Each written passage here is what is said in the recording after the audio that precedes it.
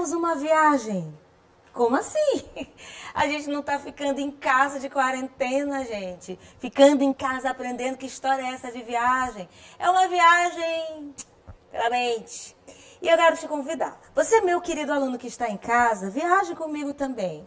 Você não pode ver o que eu vou mostrar aqui, mas pode acompanhar o que eu vou dizer. Você que me vê,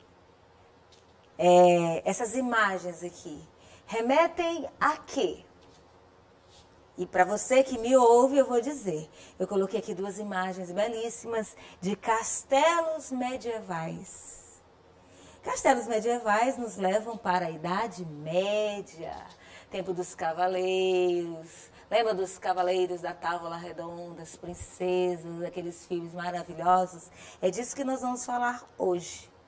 Hoje o nosso assunto é literatura e esta aula é para o ensino médio. Você que está no primeiro ano especificamente vai aprender comigo um movimento muito interessante que começou lá nessa época, lá pelas bandas da França, mais precisamente no sul.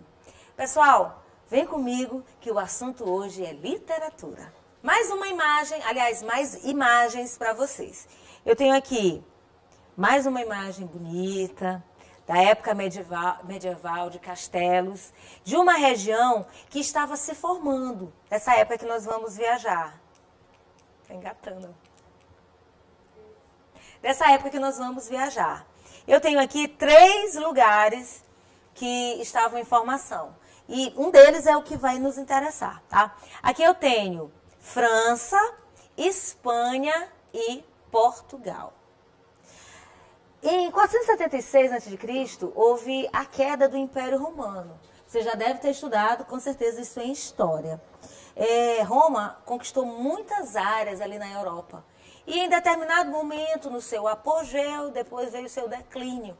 E como todo o poder, toda pessoa, né, todo o sistema que está no poder, quando enfraquece, sempre há uma confusão. E essa região aqui que hoje corresponde à França, Espanha e Portugal, sofreu muitas invasões, que são chamadas de invasões bárbaras e tal, você vê isso em história. Nessa época, nós tínhamos lá no sul da França, na região da Provença, um movimento chamado trovadorismo, um movimento cultural, histórico, interessantíssimo, que faz referência à palavra trovador. Trovador significa o poeta dos dias atuais, porém, eles usavam instrumentos musicais em suas composições, tá? Por isso, trovador é cantor, compositor, e o nome das suas composições eram chamadas de cantigas. Você já deve ter ouvido alguém mais velho falar o nome cantiga. Cantiga nada mais é do que a poesia cantada. As músicas que nós ouvimos hoje, por exemplo, posso dizer assim. Manifestações do século XII, em um período da idade em que países que nós conhecemos hoje, como Portugal, por exemplo, ainda estavam em formação, tá? É um modelo social vigente que, vamos dizer assim, o pano de fundo do trovadorismo era o feudalismo, tá?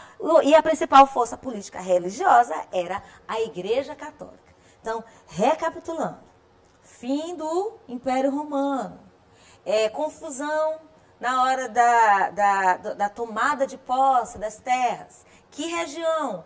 Região que hoje se formou França, Portugal e Espanha. Você sabe que Espanha e Portugal formam a Península Ibérica. E era justamente nessa época, nessa região aí, que está o objeto do nosso estudo, que é o trovadorismo, tá bom?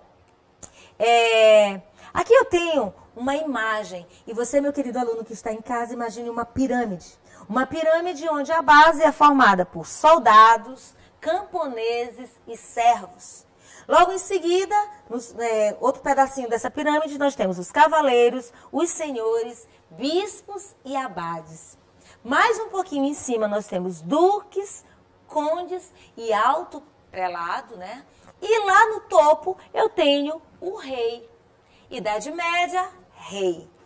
Sistema político-econômico, feudalismo. O que acontecia naquela época? Queda do Império Romano e ascensão da Igreja Católica. A Igreja Católica, como eu já disse, era a grande detentora de poder. Estava sobre a ciência, dominava o conhecimento. O teocentrismo, como a igreja estava em ascensão, Deus, centro do universo, Deus se explicava muitas coisas. E o que não havia explicação ficava limitado ao conhecimento da própria igreja. O sistema, como eu falei, político-econômico é o feudalismo e a sociedade divididas em classes, em estamentos, como uma pirâmide. Lá embaixo, a gente tem aqui, né, como eu falei, camponeses, servos, soldados. O nome está dizendo servos. Outra coisa, nessa sociedade estamental, ninguém podia mudar de classe social, não. Tava lá o soldado, camponês, servo, lá na base da pirâmide, ia morrer ali. Não tinha como mudar para a classe social seguinte, não, tá? Sociedade dividida em 3 estamentos, 3 classes: a nobreza, o clero e a plebe, os servos, tá bom?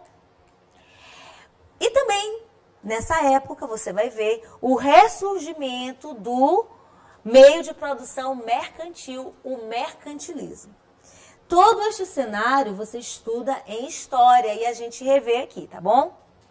Olha só, eu tenho aqui uma imagem de uma pessoa representando a igreja e os guris aqui, as crianças, os adolescentes estudando. Então, todo conhecimento, todo ensino estava ligado à igreja. Os valores morais cristãos, consequentemente, de determinar os textos a serem divulgados. Então, não era assim, não.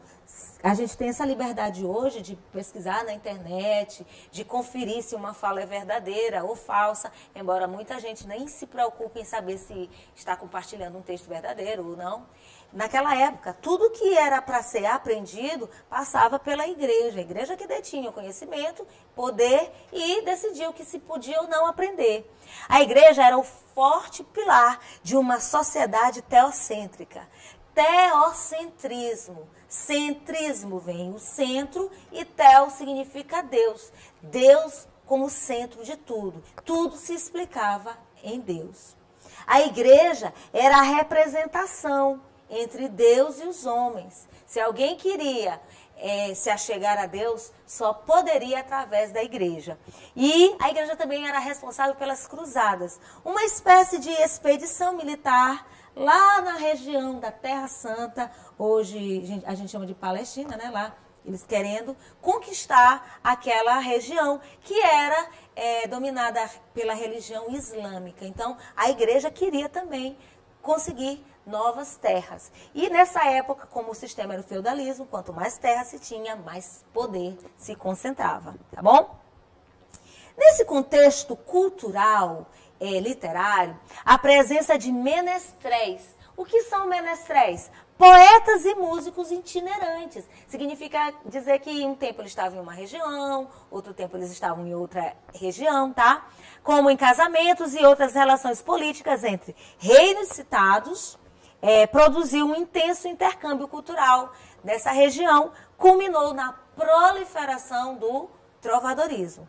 Lembra que no início eu falei que mais precisamente no sul da França? Pois é, em Provença. O trovadorismo começou lá. E aqui a gente tem um cenário de consolidação do Estado de Portugal. Uma moeda nova, impostos. Então, Portugal estava se tornando um reino independente. Então, a gente estuda trovadorismo em Portugal, porque nós somos colonizados pelos portugueses, tá bom? Principais atividades literárias da Península Ibérica. E você já sabe que Península Ibérica é aquela região formada por Portugal e Espanha, tá bom? Continuando. Aqui eu tenho a presença de um rei, tá? E aqui, ó, uma pessoa se prostrando diante do rei, em reverência, né? O servo. Então, o feudalismo é basicamente isso. Os senhores feudais, eles são conhecidos como suzeranos, homens do clero, tá? Com elevado poder aquisitivo. E esse poder aquisitivo resume-se em terras, tá? Concediam, esses senhores suzeranos, eles concediam, tá, pedaços de terra aos servos, que eram os vassalos, que eram as pessoas que tinham deixado a cidade para habitar no campo. Lembra da queda do Império Romano? Então, essa ruína fez com que muitas pessoas se dirigissem aos campos. E pessoas nobres também, mas não tinham onde viver. O que aconteceu? Em troca dessas terras, os servos faziam o quê? Juravam lealdade ao seu senhor, faziam tudo o que eles queriam, cuidavam da terra e iam gerar essa relação de interdependência, de vassalagem. Um vassalo serve ao senhor. Quem é o senhor? Suzerano. Então, essa maneira, essa relação de vassalagem é o que caracteriza o feudalismo, tá bom? E a educação desse período, os homens eram formados para serem cavaleiros. É um sistema militar. Lembra de quando eu falei que a igreja era responsável pelas cruzadas? Pois é, militarismo é isso. E conquistar essas terras, por exemplo. Tá bom? Então, o trovadorismo, passei demais, deixa eu voltar. Movimento poético e literário, iniciado no século XII, no sul da França, na região de Provença. E o trovador é o poeta, é aquele que recita as poesias, a produção literária. Porém, essas produções são acompanhadas de instrumentos musicais. A harpa, a lira, tá? O trovador é o cantor e compositor. E as composições são chamadas de cantigas, que são poesias acompanhadas por instrumentos musicais. Deu para entender até aí? Ok, vamos continuar. Características. Olha só, muita gente aqui, você que está em casa, meu querido aluno, minha querida aluna, meu chuchuzinho, eu estou mostrando uma figura de pessoas com instrumentos musicais, cítara, harpa e tal. Para quê? Para acompanhar essa poesia trovadoresca, que tem algumas características. Mesura. Você já ouviu falar de mesura? Mesura é o cuidado de não falar o nome da pessoa amada. Gente, a produção literária, ela vai ter característica desse sistema que vai reger aquela região, o feudalismo. O feudalismo não tem uma relação do servo com o seu senhor, servo, suzerano, relação de vassalagem. Isso reflete na composição. Então, o nome da amada não é revelado, por quê? Porque existe uma questão do servo ser apaixonado pela senhora. Eu não disse para vocês que quem estava na sua classe social não poderia mudar? Então, quem era servo que estava lá embaixo, na pirâmide, jamais poderia se envolver com uma senhora que pertencia à nobreza. Era um amor impossível, tá? Ele era apaixonado, por ser um romance proibido, abordava o sofrimento do servo e submissão. Assim como o servo é submisso ao seu senhor, suzerano, nessa composição trovadoresca, o amor é um amor servil entre um homem que pertence à classe da plebe, né? E a senhora que pertence à nobreza, refletindo como é o sistema feudal. Outra característica é a coita, coitado. Esse prazer que é interrompido entre o servo e sua senhora. Por que é interrompido? Porque é impossível pessoas de classes sociais diferentes se relacionarem. E ainda, a vassalagem amorosa, eu já até falei, é uma metáfora, é uma alusão, é uma referência à vassalagem entre suzerano e vassalo. A amada era nobre, o homem servo, já disse, e a partir disso nascia o sofrimento dele, por não poder viver esse amor, por tê-la visto, além de tudo, como pessoas de camadas sociais diferentes. Tá? Tem ainda um destaque para as novelas de cavalaria. Você já deve ter ouvido falar, já deve ter assistido a um filme que é baseado numa novela de cavalaria, por exemplo, Rei Arthur. São histórias heróicas de cavaleirismo de um período. Você pode citar vários filmes onde tratam desse assunto. Tá? No caso do Rei Arthur, é a história aqui dos bretões que dominavam a Grã-Bretanha no século V e o século VI. Você pode ver isso nos seus livros de história, você pode acompanhar isso mais profundamente. O objetivo da aula é te situar no tempo, era tudo isso que acontecia, e tomar características da literatura nesse período, tá bom? Aqui a gente tem a imagem aqui do Rei Arthur. Você já deve ter assistido a um filme como esse, tá bom? Trovadorismo em Portugal é o que nos interessa. Você já entendeu que nesse período aqui, Portugal estava em formação, tá? Então, Canção da Ribeirinha é o marco inicial do trovadorismo em Portugal. Quando? Data. Não existe uma data precisa entre 1189 ou 1198, mas o período é este, ou 1189 ou 1198. Marco inicial do trovadorismo em Portugal, Canção da Ribeirinha, de Paio Soares de Taiveroz. A gente tem também os cancioneiros, que compreendem a compilação das cantigas, tá bom? Trovadores, você já sabe, eram os compositores que utilizavam os instrumentos musicais, né? Faziam parte da nobreza. Tem ainda os jograis. Você já fez jogral na escola? Cada um com um pedacinho de papel, com algo que você decorou, um diz uma coisa, outro diz outra. Jogral, vem daí, ó. Jograis eram os que recitavam as cantigas ou em festas da nobreza ou em praças públicas. Aqui eu tenho uma figura aqui, olha só. Um cavaleiro e a sua senhora. O servo e a sua senhora.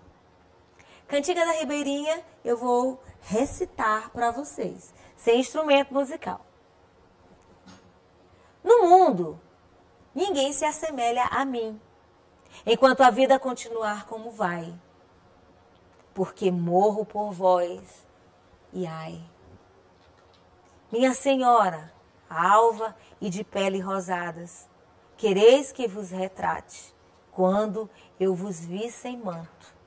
Maldito seja o dia em que me levantei, e então não vos vi feia. E minha senhora, desde aquele dia, ai, tudo me ocorreu muito mal.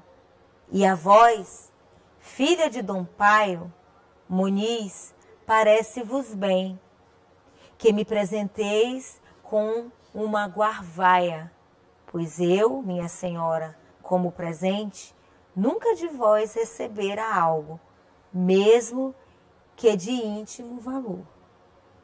Interessante, né? Canção da Ribeirinha, de Paio Soares de Taiveroz, que é o autor. É o marco inicial do trovadorismo em Portugal. O gênero lírico do amor, expressão de sentimentos, através das cantigas que eram palavras cantadas. Uma música nos dias de hoje. Cantigas poderiam ser de amor, características, eu lírico, masculino. Eu lírico é aquela pessoa que fala no poema, tá? Não é essencialmente o autor, é a pessoa que fala no poema. O amor era cortês, um erotismo implícito e o tema principal, o amor impossível, tá? Eu vou dar aqui um exemplo de uma cantiga de amor de Afonso Fernandes. Observe. Senhora minha, desde que vos vi, lutei para ocultar essa paixão, que me tomou inteiro o coração. Mas não posso mais e decidi que saibam todos o meu grande amor, a tristeza que tenho, a imensa dor. Que sofro desde o dia em que vos vi. Aqui eu tenho um ambiente nobre, é utilizada linguagens mais rebuscada, mais trabalhada. O eu lírico é masculino, você percebe na leitura, né? Senhora minha, quem fala o eu lírico masculino. E ele declara-se para a mulher amada e ela é idealizada. Normalmente de classe social superior ao seu amor, tá bom? Eu sempre vou repetir isso, vassalagem, feudalismo, suzerano, servo, vassalagem. Então, amor vassalo, amor que serve, amor impossível. Impossível porque não se pode trocar de classe social. Agora, eu falei muito assim de música. Eu não vou cantar porque não são esses os meus dons. Mas eu vou colocar aqui a letra de uma canção. Você vai ler comigo e vai lembrar de uma cantiga de amor nos dias atuais. Você, querido aluno, ouve também, tá? Acompanha.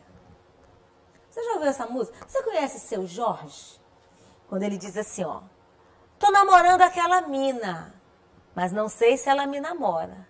Mina maneira do condomínio, lá do bairro onde eu moro. Seu cabelo me alucina, sua boca me devora. Sua voz me ilumina, seu olhar me apavora. Nem me perdi no seu sorriso, nem preciso me encontrar. Não me mostre o paraíso, que se eu for, não vou voltar.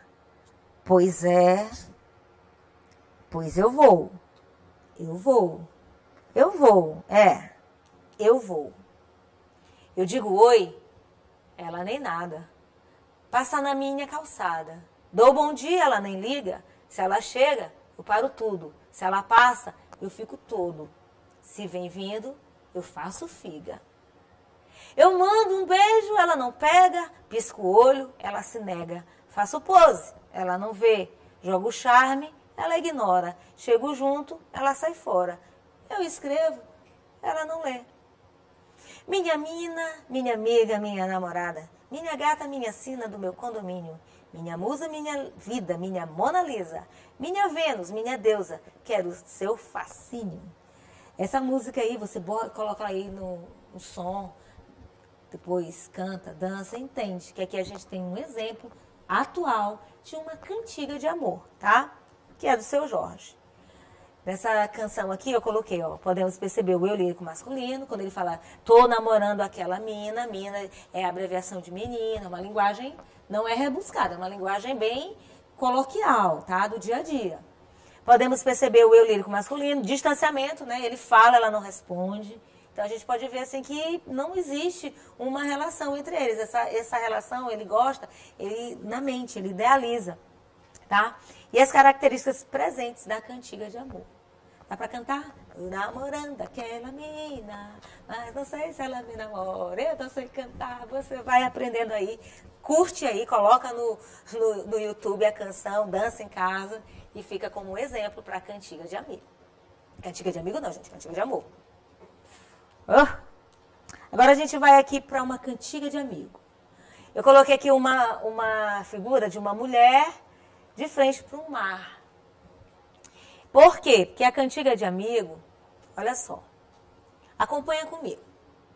Ondas do mar de Vigo, se vires meu namorado, por Deus, digam, se virá cedo.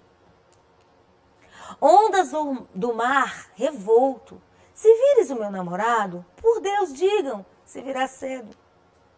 Se vires meu namorado, aquele por quem eu suspiro, por Deus, digam, se virá cedo. Se vires meu namorado, por quem tenho grande temor, por Deus, digam, se virá cedo. Aqui eu tenho um exemplo de uma cantiga de amigo. A cantiga de amigo é um desabafo. O eu lírico, você já deve ter percebido que é feminino. E a sensualidade, o erotismo, ele é implícito. Você vai vendo aí, colocando outros exemplos, estudando no seu livro em casa, das cantigas de amigo. Ela é a mesma natureza, no caso é o mar. Né? O mar, ela pergunta para as ondas do mar. E, lembrando, gente, que eu coloquei tanto Canção da Ribeirinha quanto essa canção de agora, Cantiga de Amigo, numa versão para a nossa atualidade. Ela foi escrita na linguagem da época, que é o galego-português, tá? E aí você pode encontrar uma forma diferente, só saber que eu trouxe traduzida.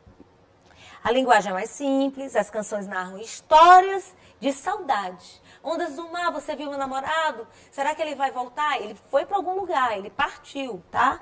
E ele normalmente deve ter partido para lutar, né? Fazer uma guerra, para conquistar um espaço, enfim. E nos dias atuais, a gente tem cantiga de amigo? Tem. Essa aqui eu sei cantar, mas eu também não vou cantar não, porque eu já disse, meus dons são outros. Acompanha comigo. Avião sem asa, fogueira sem brasa, sou eu, assim sem você. Futebol sem bola, pipiu sem frajola, sou eu, assim sem você. Por que que tem que ser assim? se meu desejo não tem fim.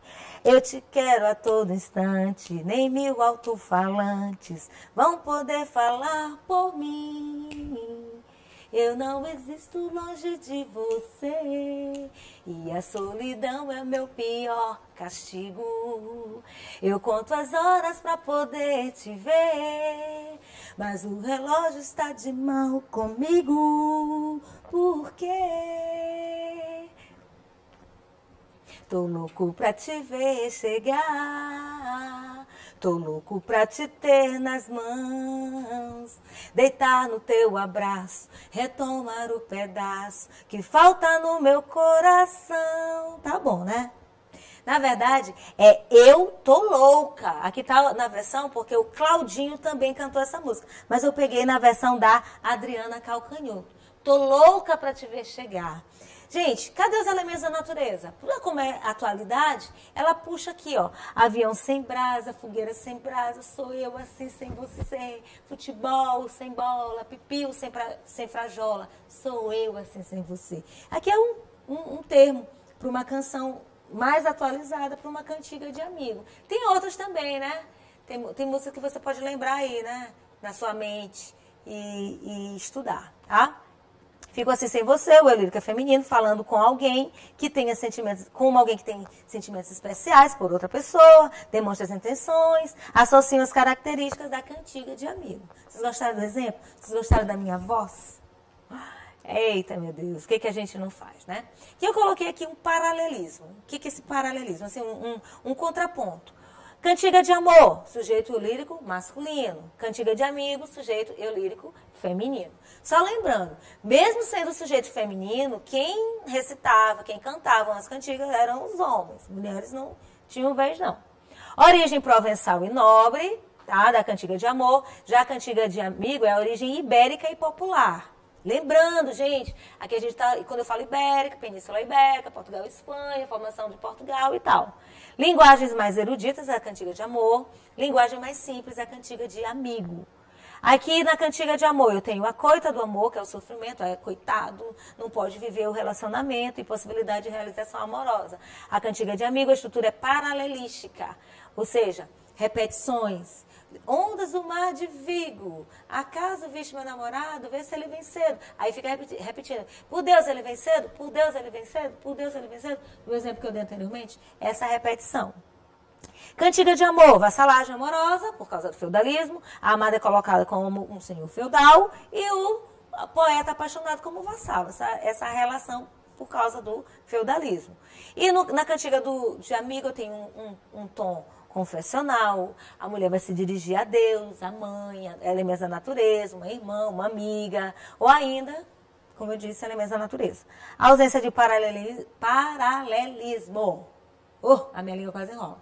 A ausência de paralelismo na cantiga de amor ou refrão. Já na cantiga de amigo a gente tem um refrão. E o lamento pela ausência do amado que partiu para a guerra. Na cantiga de amor não acontece isso, tá? É a idealização mesmo. Outro gênero, que é o satírico.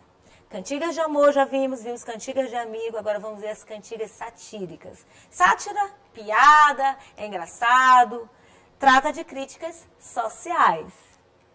Cantigas de escárnio, crítica indireta, linguagem popular, abordagem de situações da época. As pessoas eram ridicularizadas, direta ou indiretamente, tá? Cantigas de maldizer, crítica direta, linguagem baixa, pesada, uso até de palavrões. Foi até difícil encontrar uma cantiga de maldizer para trazer para vocês que não tivesse um palavrão. Então, olha só, cantigas de escárnio e cantigas de maldizer são as produções das cantigas satíricas dessa época.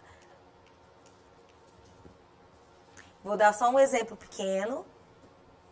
Ai, dona feia, foste vos queixar, que nunca vos louvo em meu cantar, mas agora quero fazer um cantar em que vos louvares de qualquer modo, e vede como quero vos louvar, dona feia, velha e maluca.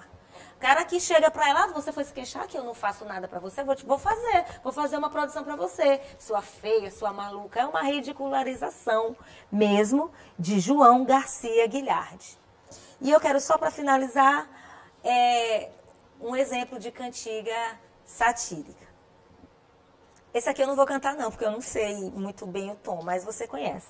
Abra o jogo, acabou, pra que esconder esse falso amor? Eu confiei, me entreguei, meu coração logo machucou.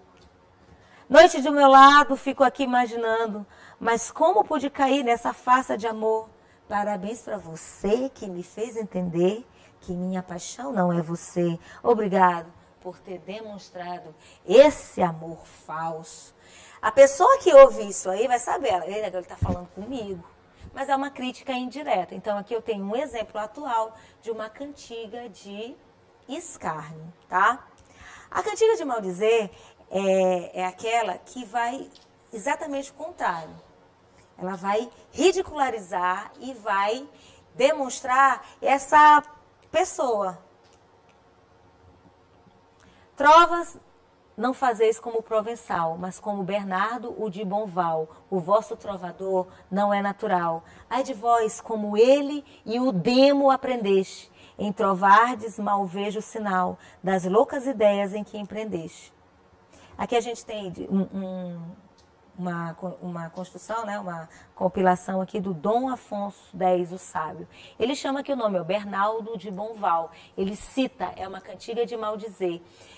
Elas são críticas diretas, agressivas, uso de palavrões. E para uma música atual, para mostrar essa linguagem extremamente pesada, chula, eu trouxe uma para finalizar. Cantiga de maldizer nos dias atuais. No golpe de olhar, ganhou meu coração, mas eu não imaginava a decepção. Por ela fui fiel, tão cego eu fiquei. Ir no night futebol, amigos eu deixei. Mas foi irracional o que ela fez. Mas eu vou deletar. Ah, sua insensatez. Renata, ingrata, trocou meu amor por uma ilusão. Renata, ingrata, quem planta a sacanagem, colhe solidão. Essa música é do latino, você viu aí a palavra sacanagem, né? Imagem chula, exemplo de cantiga de maldizer, tá? Até para namorar, a Bela foi atriz, fingindo que eu era o que ela sempre quis. A lua entristeceu, o céu mudou de cor. Renata foi embora e a deprê ficou. Foi irracional o que ela fez. Então aqui a gente tem uma canção do latino, muito conhecida, muito badalada, crítica direta, o nome da pessoa é satirizado, é citado, e eu vou ficar por aqui. E eu espero ter ajudado vocês mais uma vez, ficando em casa e aprendendo. Compliquei?